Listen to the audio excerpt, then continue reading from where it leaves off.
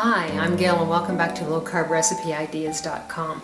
Today we're going to make a sauce. We're going to make a low-carb marinara sauce. Now I'm going to put two videos on this week.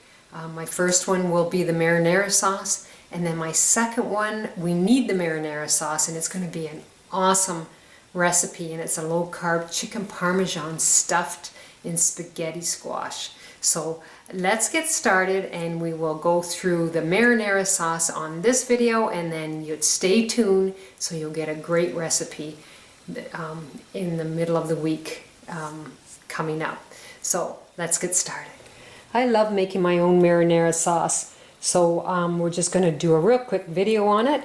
I have a 28-ounce can of approximately 28 count of organic diced tomatoes. So we're going to put this into the pot. And the next thing we're going to do is 2 cloves of garlic. Well, this garlic is quite large, so I'm going to, it's actually a little bigger, I think, than what 2 cloves would be. But we're going to squish them and put that into our, another squeeze in case I get a little more out of there. Next thing we're going to do is I've got half a onion finely chopped, so we'll get that in there, and then 2 teaspoons of dried basil. Now, if you're going to use fresh basil, use 2 tablespoons. Now, I use the dry because I just end up wasting it all the time if I buy fresh, so I don't usually buy the fresh. And then I've got a teaspoon of sea salt. That is it, guys. So what we're going to do is we're going to stir this up. I'm going to put it on the stove, and I'm just going to let it simmer and till it gets nice and thick, and then we're going to put it in our food processor, and we're going to make it into a nice marinara sauce. Now, you can put oregano in. I've done that many a time. You can spice it up as much as you like. This is pretty basic, but it's really good just as is here. So I've got it on high for a minute just to get it bubbling, and then I'm going to turn it down and let it simmer, bubble a little bit for about a half an hour. I just want it to break down and make it thicker. So this has been boiling for approximately 30-35 minutes, and you can see there's hardly any liquid left in it. So I'm going to say this is all ready to go, and I'm going to put it in my Ninja, and I'm going to make it a smooth marinara sauce. So the next thing I do is, with our marinara sauce, is I spoon it into my small Ninja container. I like doing just a little because it's very, very hot, and if I do it little by little, I won't have any problems.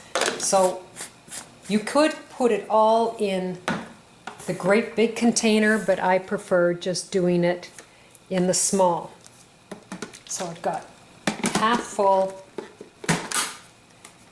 and we're going to turn the power on and then just smooth it out. And that's actually how quick it can be done. I'm going to release it here. There we go. So what I usually do is I have some canning jars. See the little mess I made because I was too quick? So be careful with that, definitely. I just proved how much of a mess you can make. So I'll wipe that up. And then we just pour it into the jar. It's so nice. And I'm going to keep repeating this till I get them totally done.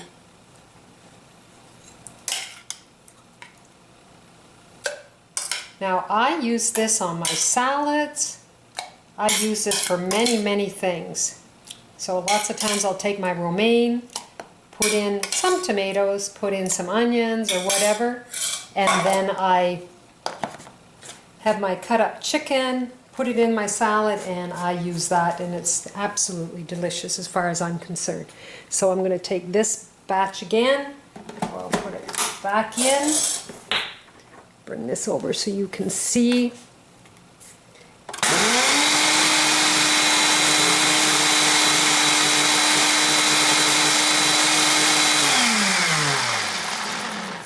There we go. Now I'm going to open it slower. I was a little too quick on the ball. You can hear the pressure of the heat. Over my jar and pour it in. So I got a little wee bit left in my pot and we'll finish her up.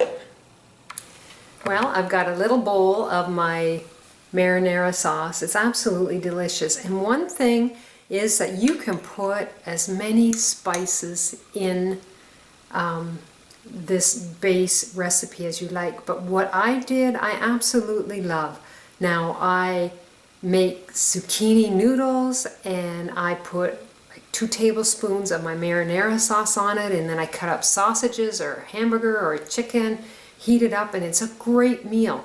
There's just so much you can use this for. And I will be using it in my next video on my low carb chicken parmesan stuffed spaghetti squash. But in the meantime, I just wanted you to